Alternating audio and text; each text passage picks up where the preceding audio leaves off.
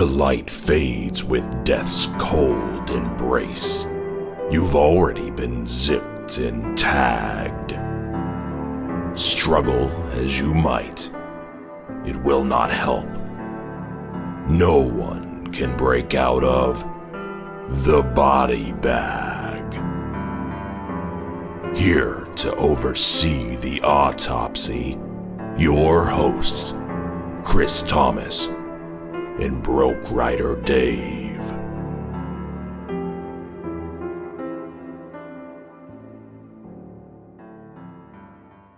Welcome to the Body Bag Podcast. As always, I'm your host, Broke Rider Dave, and with me is Chris Thomas. Yeah. He's a little bit tired today. Maybe a little sick. Maybe a little sick, maybe a little tired. He's pushing through for you guys. Yeah, sure.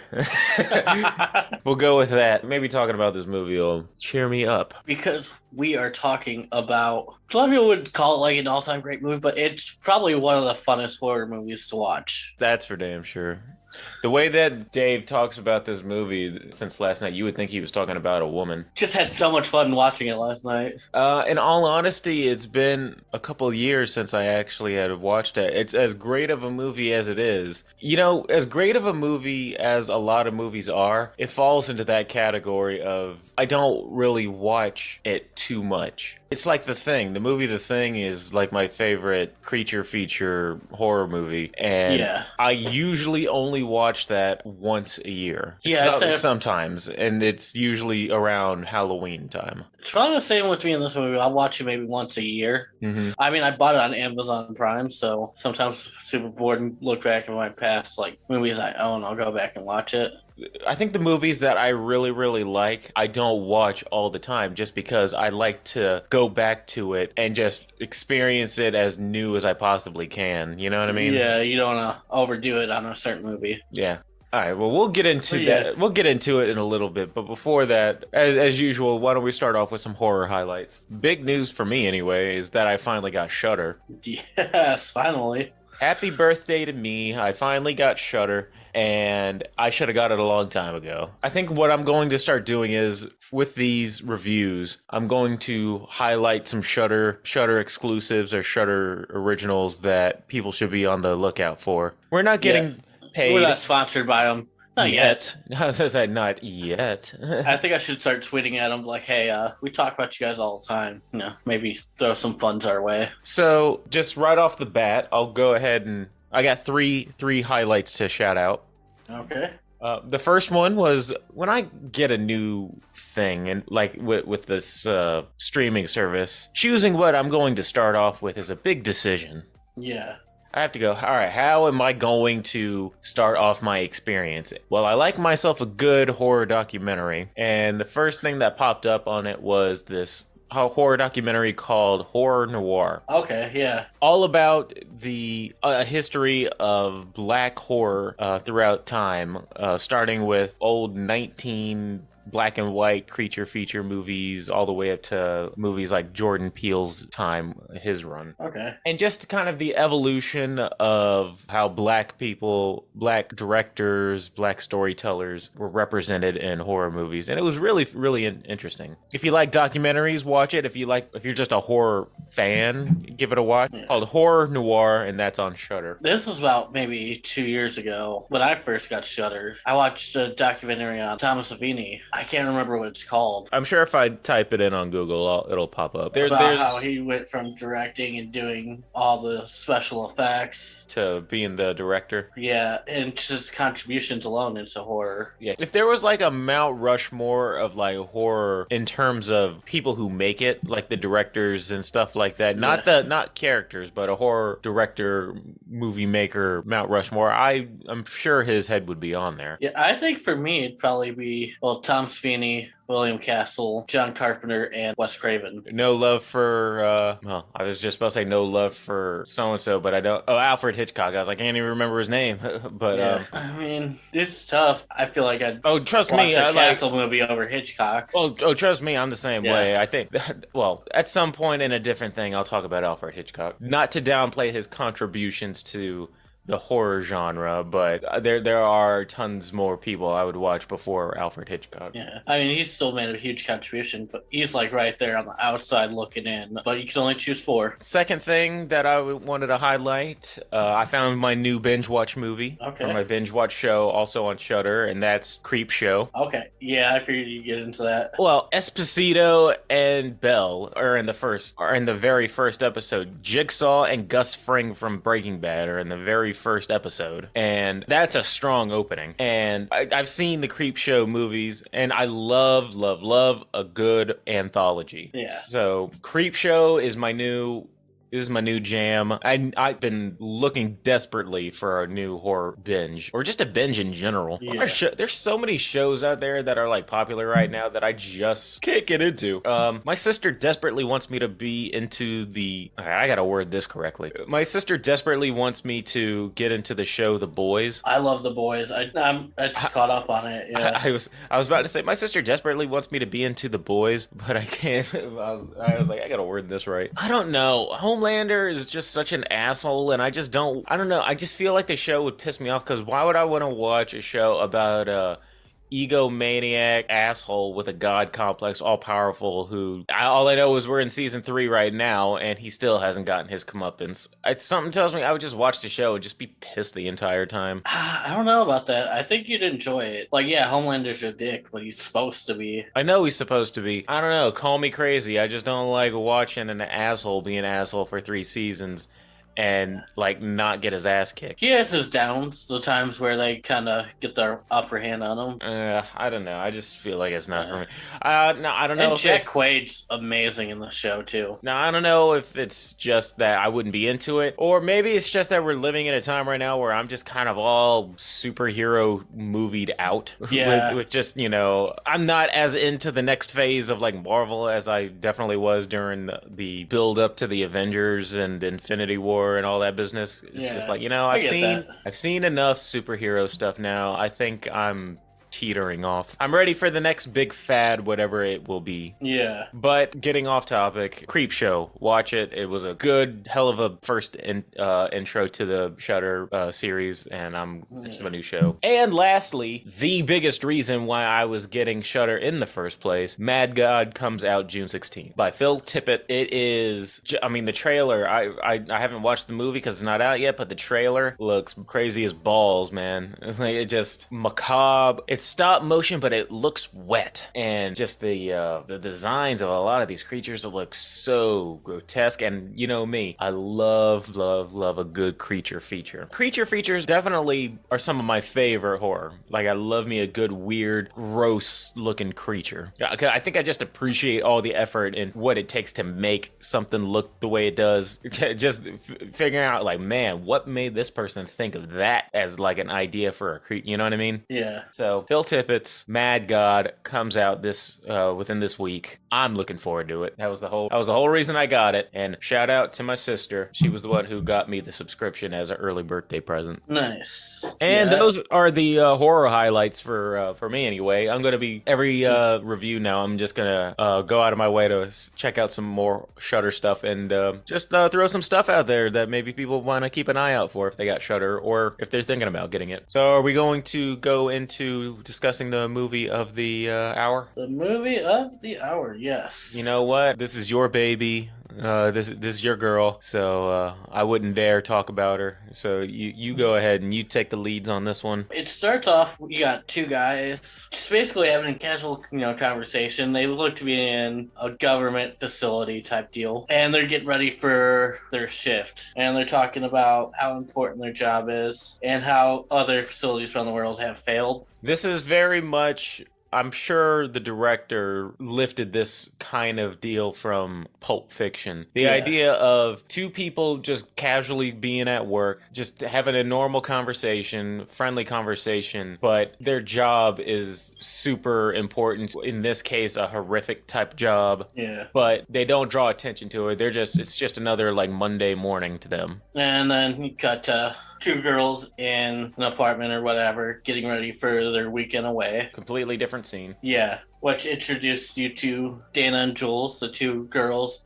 Introducing the one of the actresses, which is the reason why I kind of like redheads sometimes. Yeah, and then Jules, her boyfriend Kurt, is the typical jock American football player. Thor himself. Played like Chris Hemsworth, who kind of drops into his Australian accent every once in a while in this movie, which doesn't make sense for an American football player, but... Now, I'll say this, Yeah. for those of you who either haven't seen or don't remember, when this came out, I don't think anybody was expecting at all what it was going to be. No, I saw this in theaters and was like, oh, this is just going to be another run-of-the-mill horror movie. Now, I thought that, wrong. I mean, there was like one or two things in the trailer that showed, all right, it's just a little bit more than your generic horror movie. Like you saw like the grid or the little force field thing that keeps them within where they are. But if you would just go by the trailer alone, I just remember I don't think I ever saw a trailer for this movie. I did. I saw it in theaters one day. I saw the trailer and I was like, all right. I mean, it looks like whatever. I mean, it doesn't look bad, but it certainly doesn't look like anything special. Yeah. And then the Rotten Tomatoes scores coming out, and everybody who saw it was like, this movie is awesome. Yeah. And I was like, all right, I kind of need to see what this is all about because it looks just like a whatever horror movie. Yeah. And even the beginning setup is generic, but it is intended to be. Yeah.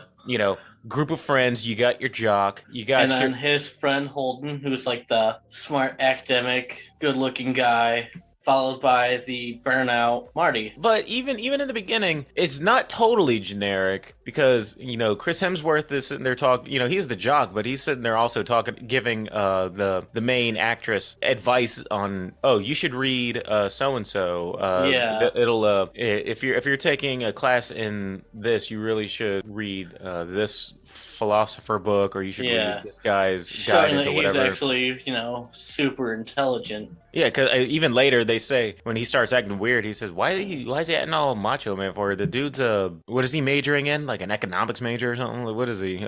Sociology. He's like, he's a sociology major. Why is he talking? Why is he calling me a nerd for? Yeah, and they get into this RV, go on the road trip, pull into some random, really backwoods gas station. I think the guy's name is Jebediah, who runs the gas station. I mean, that's what his name's gonna be now, because his name. Old crazy Jebediah in his gas station. We ain't got no phone around here. We ain't got no internet around these parts. Turns out Jebediah works for the government to ensure that they go to the cabin. So just a little lesson for you guys. If your friend says out of nowhere he has a cousin with a cabin in the woods, make sure you have a cousin. One, make sure he's a cousin. Two, just don't go. It's how a lot of horror movies have started over the past half century. So at this point, it's like your typical group of teenage friends, college friends, going out to a cabin in the woods. Fairly common setup for any horror movie. They get to the cabin, all start picking out the rooms, and then Holden gets into his room and sees this two-way really mirror. Grotesque painting on the wall. So when he takes it down, realizes it's a two-way mirror looking into Dana's room. I loved this scene. Moral dilemma he had with whether or not to tell her. Should I? She's hot. Should I tell her that this is a two-way mirror and I can see her changing and stuff like that? And then he's like, nah, I gotta, hey, stop changing. I see, not all dudes are drooling at the mouth, horny douchebags. I mean, he did think about it for a second, but ultimately he was like, nah, I gotta be a decent dude. Hey, stop, don't chain her or anything like that. And then he lets her know about the two-way mirror. She goes back to her, or she changes rooms or something like that. Or they switch rooms. Or they're about to. Yeah, they switch rooms. And then he starts to change and stuff like that. And she's the one who ends up looking at him while he's changing. Well, you see, in these little pipes and throughout the cabins, they started spraying in pheromones, kind of start the party. You gotta say who they are. The people that are working for the government. So the two guys we saw at the beginning. I mean, I know who you're talking about. I'm just saying you need to when you say they, you need to give that a little context. Just kind of. This whole thing has been orchestrated. They are orchestrating everything down to the T at this point. The government is doing all of this for a reason. They put these kids out there. The kids don't know that they've been put out there, but this whole situation of these cabin in the woods, friends getting out there, even the cabin itself has been Yeah. orchestrated by the government for a particular reason, which we will get into. Yeah, and then the scene where people in the government are actually taking bets on what is actually going to be killing them in the night. And I have the list right here. Do you? Okay. I have the list of, in case anybody was wondering. Now, this facility, it's like your typical, like, big facility filled with scientists, engineers, accountants, blah, blah, blah. And this facility is located underneath the cabin. underneath the cabin, you don't know that. You think it's off somewhere else, but this is an entire government facility located underground, looking like a FBI headquarters type thing. Yeah. And it is very important that the events that unfold correctly. And you can tell that this has been going on for decades, if not centuries, in this kind of fashion. I mean, Yeah, it's kind of tongue-in-cheeking explaining on why every horror movie happens. it happens for a reason because people have to die, and they have to die for a reason. So it's like, well, this has to happen. Might as well have fun with it. So we're going to take bets as to how they're going to die, who's going to die first, what have you. So they bring out the blackboard, and people take bets of like, all right, which do you think is going to, who's going to get killed and how and blah, blah, blah. And among this is the whole list of things that they have on the blackboard as to what you could place your bets on. Werewolf, alien beast, mutants, wraiths, zombies, reptilius, clowns, witches, sexy witches, demons, hell-lord, angry molesting tree, giant snake, deadites, Kevin, mummy, the bride, a scarecrow folk, snowman, dragon bat, vampires, dismemberment goblins, sugar plum fairy, merman, the reanimated, unicorn, the Huron, Sasquatch / Wendigo / Yeti, dolls, the doctors, zombie redneck torture family, jack-o'-lantern, giant, and twins. And then you cut back to the cabin. They're starting to drink. They're playing Truth or Dare. Starting to add like your typical teenagers. They're drunk, horny, and just acting weird. And it comes to Dana's turn, Truth or Dare, and Kurt basically calls her out for being boring and never really doing anything in Truth or Dare. And at this point, like super dickish, which he hadn't been dickish throughout the entire movie. You can tell he's the jock, but he's cool. He's not the shove a nerd in the locker nerd. Jock. He's a jock who would probably be friends with nerds and just be like, hey man, what's going on? He's just like super chill about it, and he's just. Yeah, and you can see how what the government's been pumping into this household is kind of starting to take effect on people. Yeah, people who, except for one person is not affected by. Now, these chemicals that are getting pumped in the air are making them act horny. Some of them are acting horny. Some of them are acting more like aggressive than usual. Yeah. Some of them are acting not as smart. It gives the whole reason as to like why do people act stupid in horror movies? It's because the government is pumping the cabin full of make you stupid gas. Except for the stoner is the only one who is not being affected by it. And at this moment, a hatch to the basement pops open. So of course we got to go down there and see what it is, what's down there. And the jock's reasoning for it popping open is it must have been the wind. It must have been the wind. It had to have been the wind. So then they're like, okay, Dana, we dare you to go downstairs. She goes downstairs, then after like 5 seconds, bumps into something, screams, and they all come down. Realize this basement is kind of awesome. Every type of horror thing you think you'd see in a cabin in the woods is in this basement. This is where the bets come into play. Yeah, this is where the people in the cabin actually make the choice. They don't realize they're making a choice. It's basically choose your own adventures. Each of the items that are down there activates a certain choice that basically is going to seal their fate. And you see them all messing with certain things. One person is it a film reel that she's messing with? Marty the star, he's looking through the film reel. And then you got Holden playing with like this kind of like Hellraiser type puzzle thing. Like a puzzle box. Yeah, and he's starting to put that together. And then you got the jock who is holding the conch and he almost flows into it.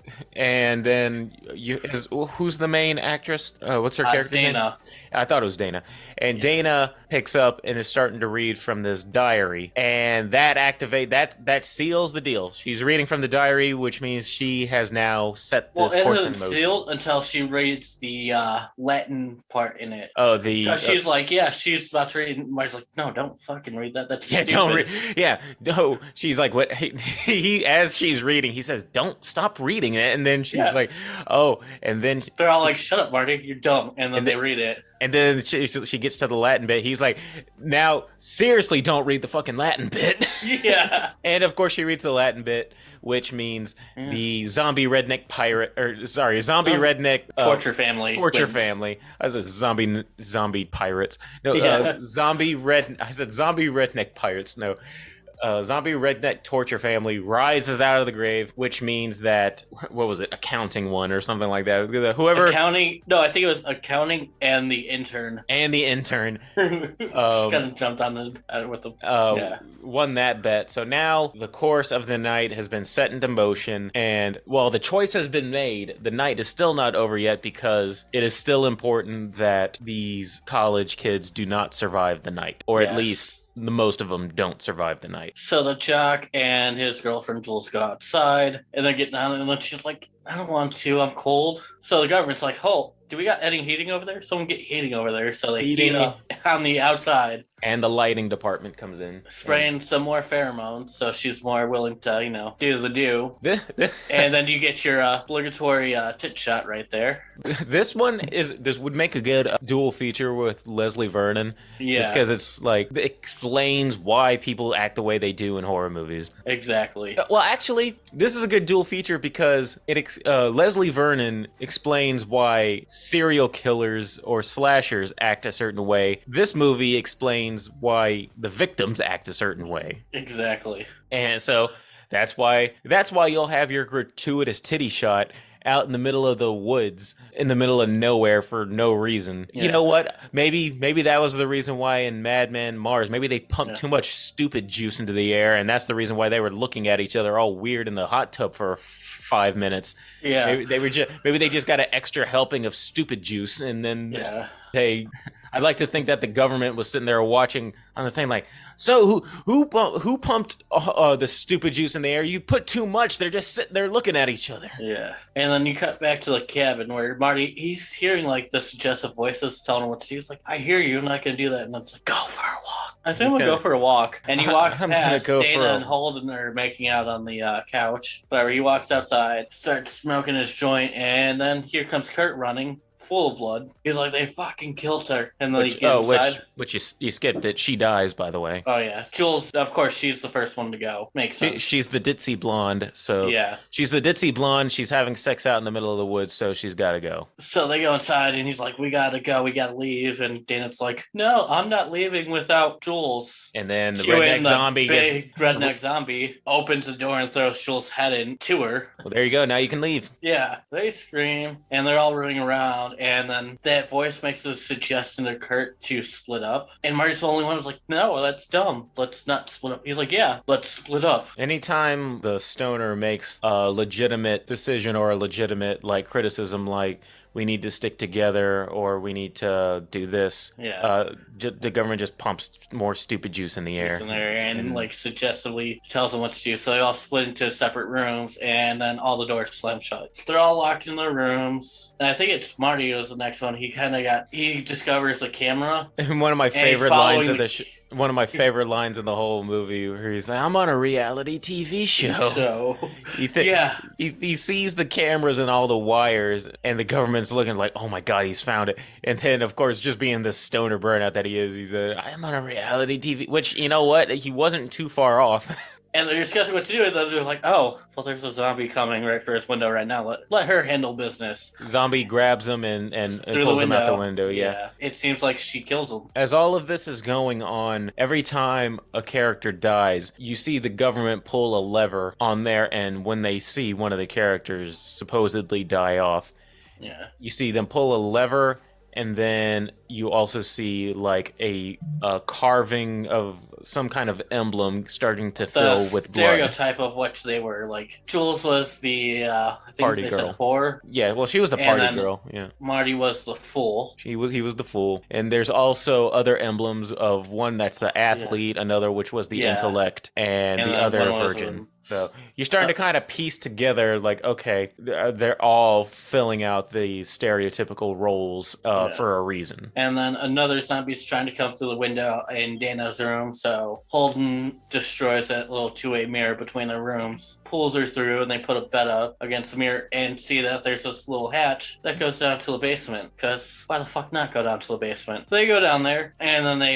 get attacked in the basement too, right? What's his face gets like a hook in the back. From a top, and she's like trying to pull him down and pull. So Holden gets this zombie, being a real redneck, has a bear trap on a chain, and he gets bear trapped to the back, and zombie's pulling him up. Dana pulls him down, takes a crowbar, puts it through the zombie's skull. Zombie's still trying to fight, and then she stabs him a bunch. Like a lot of horror movies, he might have gotten a bear trap to the back, but he's fine. Yeah. He's cool. He runs perfectly fine right after that. He brushes it off. He's cool. Yeah. And then they get out of that one, I think they call it the Black Room, where the lore of these zombies is where the main father zombie killed his family. Yeah. For not being believers enough. Their backstory, the zombie backstory, is not really important. No. It's just I would be It's surprised probably- if that even is real. Yeah, it's something probably made up by the government.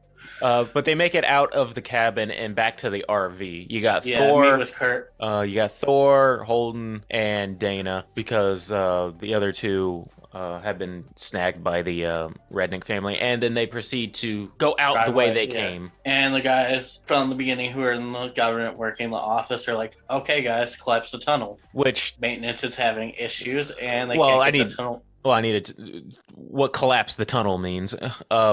In order to, on the route to the cabin in the woods, it's through the mountains, and it's a one-way street, and they had to come through a tunnel through the mountain in order to get to basically the killing zone, which is where the cabin in the woods is. So when he says collapse the tunnel, he's basically saying cut off their one way to get out of here. Which that doesn't work because maintenance is having issues. So you see this guy do like a whole 40-yard sprint across this facility to maintenance to fix it himself. It is absolutely imperative that They don't escape. they don't escape. Not at least most of them. At least not yet, because Yeah. they have to. You get glimpses of that. This incident with the cabin in the woods is not an isolated incident. Yeah. This is actually happening all over the world. Different governments have their own stuff that's going on, because you see pictures of what's going on in like Japan. They reference Japan. Who at the point had a 100 clearance rate, but just failed for the first time. So it comes down to the U.S. succeeding. It doesn't matter which government succeeds. At least one has to have a full killing by the end of the night. And everyone else has failed. And you see, they're showing like little stuff that's going on in Japan, and Japan has like a ring type situation going on over there, like a ghost killer girl like attacking a school, and so you get the idea that this is happening all over the world. Japan is kind of leading the charge in terms of success rates. So he basically last minute is able to collapse the tunnel. Yeah, they get about halfway through the tunnel, have to start reversing because it's coming down on them. So they pull out of the tunnel and realize the road they need to get to is probably about 50 feet, maybe with a 5-foot incline on the other side. It's basically across this giant gorge. Yeah. They're in the middle of the mountains. They're in a mountainous area, and they see the road on the other side of this gorge. That is basically, where the tunnel kind of curves and it ends up on the other side. So they see the road that they would have ended up on that they need to get to. So Thor grabs his dirt bike, which I guess was on the. I guess that was on the RV. Yeah, I mean, you could put something like that on an RV. on the back. It was like on the. He didn't just like grab it out of nowhere. It was. Yeah. And he's like, I could make this jump. So you got Holden, who's like the smart guy, to tell him like, all right, we gotta get everything you got because 5 foot higher on the other side. So you don't need like to be a smart person to realize even if what's about to happen is about to happen, there's no way he would have made that jump anyway. That is too big of a gorge and not enough of a incline to make it. I don't think it's an impossible jump if it wasn't for the force field. I think I've seen, dirt bikers make huge jumps before. I wouldn't say it's impossible. I don't think he had enough room to build up enough speed though. But it kind of looks like it's gonna make it, and then boom, he hits a force field. So there's like no way for them to get out of here, basically. Yeah, and that's when Dana starts putting it all together. Like, holy shit, Marty was right. People have been puppeteering us all night. I'll just say this though, just with the whole dirt bike thing one more time. I probably would have gone down the gorge before I would have tried making that jump. Like go down the gorge and walk across to the other end before I would try making that jump with a dirt bike. Go down a cliff though. Like that's I would risk that before trying to make a jump with a dirt bike from I don't have enough trust in myself that I would be able to make that jump. So now, he said they would have tried it, but his climbing gear's in his room because they discussed that beforehand. But Dana, Dana is now putting it together that Marty, who had been saying that it sounds like he's talking conspiracy theories because he's saying the government is doing this to us, but he was actually correct. So her and Holden hop back in the RV, and he's like, "You know what? I'm just gonna keep going. We're gonna keep going through. We're just gonna drive past until the house."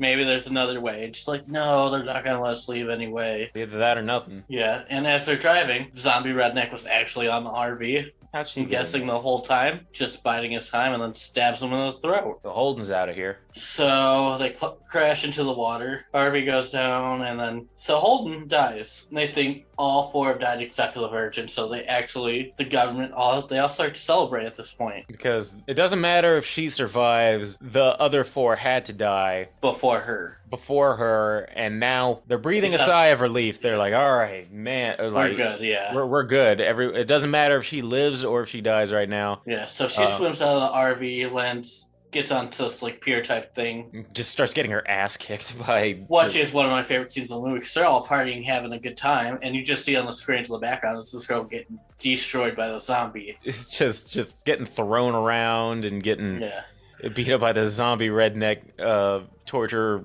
father person while they're all like drinking tequila and beer and just prematurely And then celebrating. this is where you get one of the twists of the movie is when he was talking to the maintenance guys, like, it's okay, you guys couldn't collapse the tunnel. We finally got done, we're good. They're like, no, it wasn't our fault. Somebody messed with the equipment from upstairs. So like, what? Yeah, from upstairs. And here's your big twist. Shaggy's back. Yeah, Marty's still alive. The job is not done. So like Marty kills that one zombie. With his bong. Yeah, with his bong, which is dope. And then he's like, come with me, and they're running. And Marty hops down into the grave where the zombies came from. She's like, you want to go in their grave? He's like, no, just follow me. So Marty didn't die. Marty didn't die because when you die off screen, that means you might have actually been alive. He actually survived getting attacked by the zombie redneck. Was it the mother? Yeah, and he brings her down and hops into this elevator. He's like, I think I could rig this to go down to wherever it came from. She's like, do you want to go there? He's like, we have no other way to go. They get in the elevator, and you see the zombie redneck mother just completely torn to shreds. So Marty did some work on the zombie. Marty put in some work. And he's been spending all this time off screen basically exploring the area and figuring out that there's more to this place than just being a cabin in the woods. So this underground elevator that's connected to the graveyard, these creatures, these zombies, weren't really buried in anything. They came up through an elevator. Yeah, so they're going down this elevator, and you're seeing all these other creatures that they could have chose from. This last 20 minutes of the movie is where if you're a horror fan, you're getting your money's worth. Yeah, and they tell, like a security guard, like, hey, when the elevator opens up, shoot Marty, get shot, take him out. Fair enough, so they're seeing all these creatures, like the ballerina with nothing but teeth in her face. All of those things that I had listed earlier earlier are here and accounted for. They're all in their own, basically, prison cell. Yeah. And it's like they're in the holding area of all of these creatures that, I mean, we only see a handful of them, but you kind of get the idea of that there is way more. Yeah. So the elevator stops and it opens, and the guy has the gun pointed at him. He's getting ready to shoot when the zombie arm grabs his leg. And while he's distracted, Marty hits him, and they take his gun and everything, shoot him, and they keep going through this hallway. So now Dana and Marty are basically in the government facility right now. The elevator took them through the holding area and opened up basically in the lobby area of the government building. So they go into like the security area where they're sitting, and they realize a bunch of people with guns are coming at them. Where Dana just says "fuck it" and Presses a big red button where that's always good. Yeah, and it just releases all of the creatures. Why would you even have that button? Don't know. And good God, I'm so happy they did.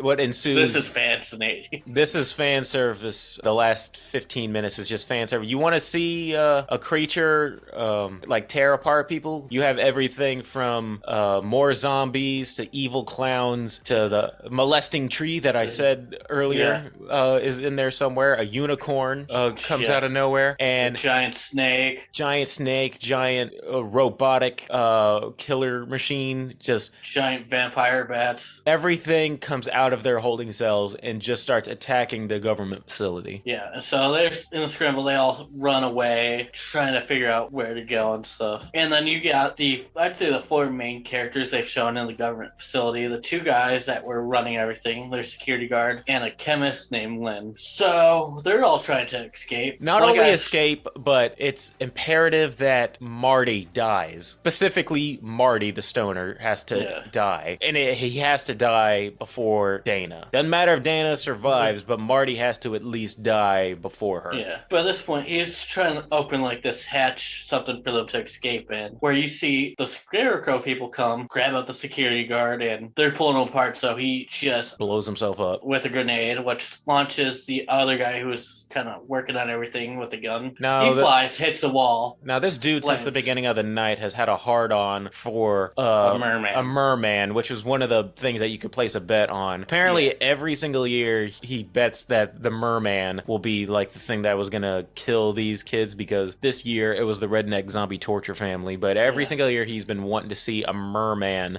I don't know why. Maybe he's just a big Aquaman fan, but... And he was so disappointed when Kurt had the conch in his hand and was about to blow in it until she started reading the journal. But yeah, so as he's laying on the ground, through the debris and through the smoke comes a merman. And massacres him. And just massacres. So he gets his wish. He's disappointed. He goes, oh, come on. And then he just gets eaten by this merman. Yeah. So, you know, there's your arc right there. There's your merman arc. There's your merman arc. He finally shows up and he kills the dude who his biggest fan. As the guy gets the hatch open, a giant tentacle comes from the ceiling and just snatches the chemist away. He's out. Yeah. And then off in another part of the facility, you got Dana and Marty finally make it to like the bottom level where all the symbols were filling with blood. Well, before that, she ran into the other scientist guy and kills him. Yeah. I don't even think she meant to kill him. I think that was purely an accident. She kind of just turned the corner with a knife and ended up stabbing him. But she doesn't really care that she... No, she just kind of pulls it out and they keep going. Because, you know, what she's been through tonight, she's been through hell. They get down there and there's this one lady who kind of explains everything to them. Like... Ripley herself comes out of nowhere. Yeah. She's Sigourney Weaver. Yeah. Who actually directed the movie. Kind of explains... Yeah, she explains to them that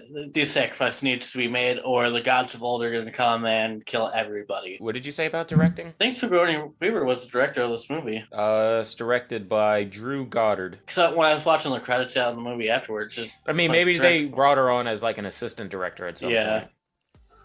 It's like, spoiler said directed by Sigourney Weaver. As you're finished wrapping up, I'll look into it real quick. Go ahead and keep going. I'll look into it. So as she's getting ready she's thinking about shooting Marty, and then she gets attacked by a werewolf. And then Sigourney Weaver tries to kill Marty, and they're rolling around, and then the child of the redneck zombies finally makes her way down there, kills Sigourney Weaver, because Dana warned Marty about it, and Sigourney Weaver and this zombie kind of take a tumble all the way off the cliff. So then at the end, they're just kind of like, well, I guess it's time for society to be rebuilt. Well, Sigourney Weaver explains what the deal is. Yeah, and they make the decision to just kind of let the old gods out and destroy the world. And even though Dana, well, she says that she explains basically that Marty, you're the fool. So and so was the athlete and blah blah blah blah blah. And Dana find out that Dana's not really a virgin, but they work with what they got. And if they're not dead by the end of the night, then the old gods come out and basically kill the entire planet. And so they kind of just sit there and smoke pot as the world gets destroyed around them. And then the movie ends. Okay, now I see what I read wrong. You read that her name was the director. Director, yeah. Yes, her title in the movie is the director. The director, yeah. But she is not the director of the movie. So you were kind of right. And that's Cabin in the Woods with the old gods coming out, destroying everything. Kind of hard to make a sequel to it. Yeah. Unless they make a route where it's like, all right, after this events of Cabin in the Woods happened, the gods created the world again and tried to start over. But I hope they don't, because I want this to. What's wrong with there being a good standalone movie? Yeah, this doesn't need a sequel. No, it does not. This might be the biggest. This was such a treat when I first saw it in theaters, just because I didn't know what it was going to be. I went into it because I thought it was a generic horror movie when I first went to go see it, until I started seeing it like 90s and people saying it was so great and so awesome that I had to be like, all right, what is so great about this? It doesn't look like anything special. And then, within the first 10 minutes, well, actually the first couple minutes where it's just the two dudes talking, I was like, all right, this seems interesting. Yeah, this is different. All the way up, and then like you see like Force Field has the same setup as a generic horror movie, but different. Yeah. And it's rare that I go into a movie feeling like it's just going to be like a whatever movie and then am pleasantly surprised. And then it has gone on to be like beloved by horror fans. Absolutely. Because if you're a horror movie fan, which, we are, obviously, this is a horror podcast. You love horror movies, but you have to admit that a lot of them tend to bleed together and become generic and become, all right, as much as I like them and stuff like that, like slashers tend to bleed together. Your Cabin in the Woods movies tend to all just kind of bleed together. Yeah, there are so many like Cabin in the Woods, summer camp movies because everyone's trying to copy the success of Friday the 13th. Or copy that or copy Halloween. Just they like the idea of, Friday the 13th definitely created the formula of the haunted campground. Yeah. But this, so when you finally see something and it's like, plus I love like I've referenced it before, Leslie Vernon of, have you ever wondered why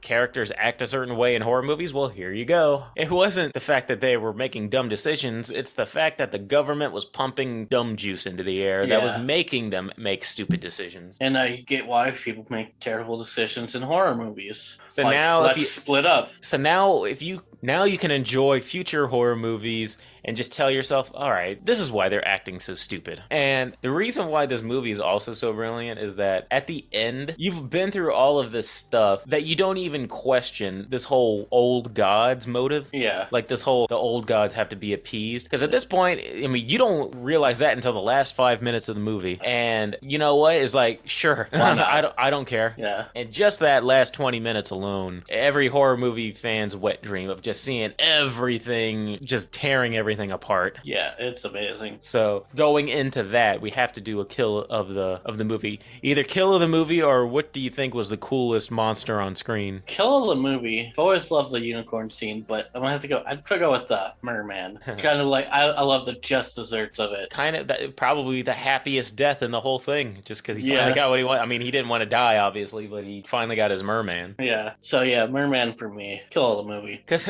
there's so much death in the last 20 minutes. Right. You got killer clowns going on. You have a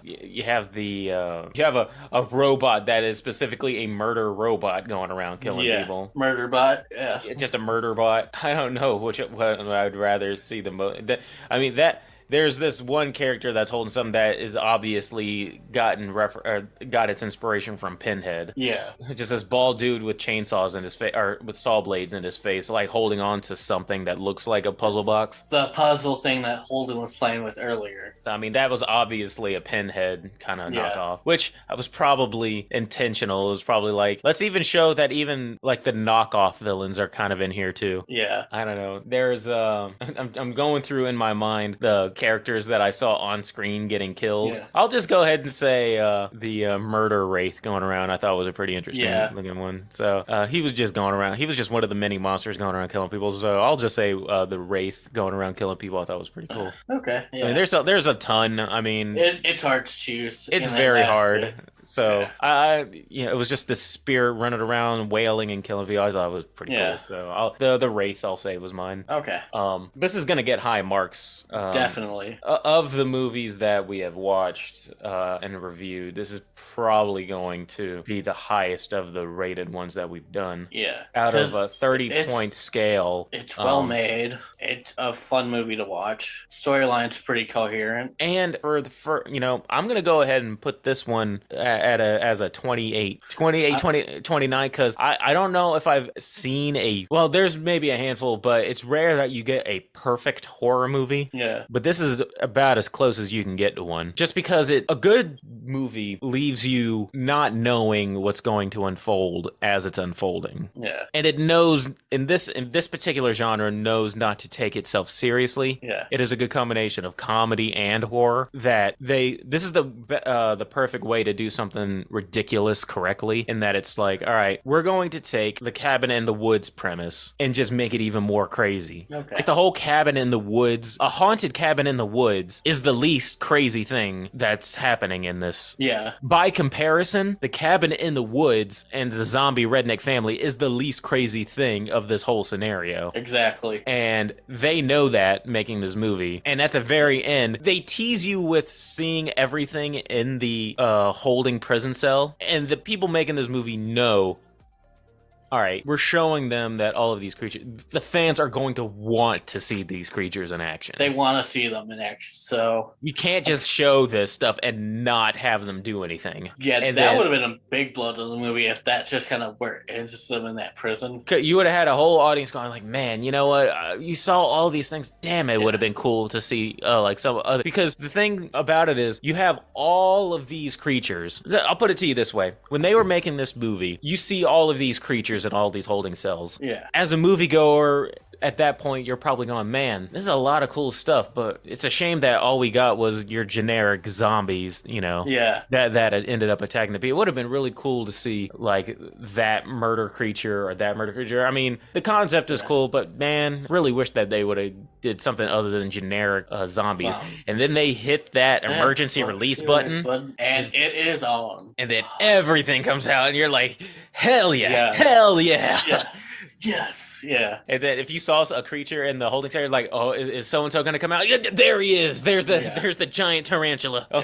Or I wonder, oh man, I saw that they had like a masked family in there that kind of looked like purge masks and stuff like that. Are they going to? And then there they are, tying people up in pouring gasoline. Not only you're like, yes. It was written and paced. And just a very smart movie, which is the reason why I only see it once in a blue moon, because I don't like playing it out so much to the point where it just loses its luster. Oh yeah. So, I mean, this movie is just 20. So that's a 28 for me because it was a pleasant surprise. I'm right there with you. Maybe 27.5, 28. Yeah, this movie definitely ranks in. I don't know if it's my top 5 favorite horror movies, but definitely a top 10 favorite horror movies. It's a concept that it's the reason why I have like the love-hate relationship with A24 and M. Night Shyamalan, in that it's like, you know what? I appreciate a company or a story that does something different. Yeah, and sometimes they don't live up to the potential, but this one fully lives up to the potential of this movie. Yes, but if you're a director or you're trying to write something that is like, all right, I want to do something that's more than just a generic script, even if it doesn't come out like you wanted or appreciated, I appreciate the effort of trying to do something different, and this one does something different, and it's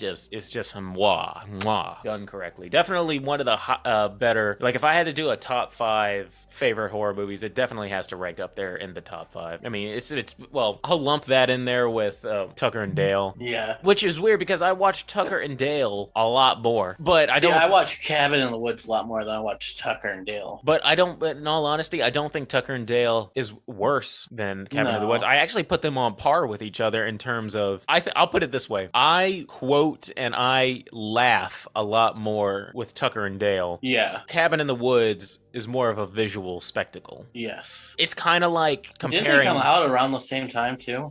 roughly. I think it's kind of like comparing Goodfellas with The Godfather. Yes. The Godfather is a better movie, probably cinematically. Goodfellas, Tucker and Dale is like Goodfellas. Cabin in the Woods is like Godfather. All right. Yeah. That it's a better movie, but Tucker and Dale, like, plus Tucker and Dale is a tight 90 minutes, and it's just a lot more, like, quotable and, like, more, it's not even that it's more fun, it's just that it's more lighthearted. Well, Tucker and Dale is 89 minutes, and Cabin in the Woods is 95 minutes. I knew that Tucker and Dale was 90-ish. Yeah. So they're both roughly the same amount of time. Yeah.